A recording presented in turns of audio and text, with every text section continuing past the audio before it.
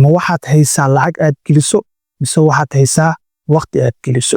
bal ka waran haddii maanta aad maal gashanaysa real estate ee aad magaalada meel ka baxsan ama goobo lama degaan ah aad guri ka dhisto. dabcan cid kaa kiraysanaysaa ama cid degaysaa ma jirto. waxay noqonaysaa marka maalgelinta in aad ku khasaarto. inaad samaysid koorso online ah, inaad samaysid koorsadaas online-ka ay dadku kaa iibsadaan. mar alla markay dadku iibsadaan aad lacag ka samaysid. waxaa laga yaabaa koorso 2020 aad diyaarisay in maanta lagu jiro 2025 ay weli lacag ku samaynaysa. haddii aad waqti haysid sida anigoo kale waxaad ku soo biirtaa qaybaha online-ka.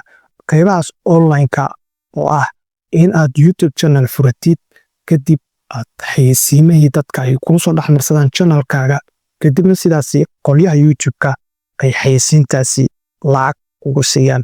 sidoo kale haddii aad tiktoker tahay ama aad tiktok wax ku soo gudbisid, qaabkaasi aad kaga faa'iidaysid waa haddii aad waqti heli kartid.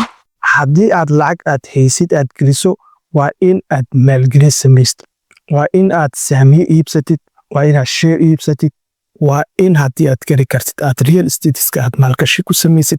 haddii aad sidoo kale aad lacag haysid waa in aad guri inta iibisid kadibna sidaa lagaaga kiraysto. xorriyad dhaqaale.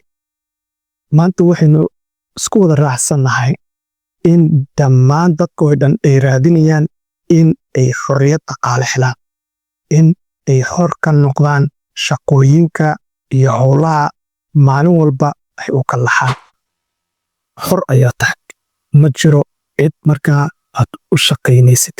waad safri kartaa, waxaad baran kartaa, sidoo kale waxaad waqti la qaadan kartaa reerkaaga ama qoyskaaga ama familkaaga ayaa waqti la qaadan kartaa.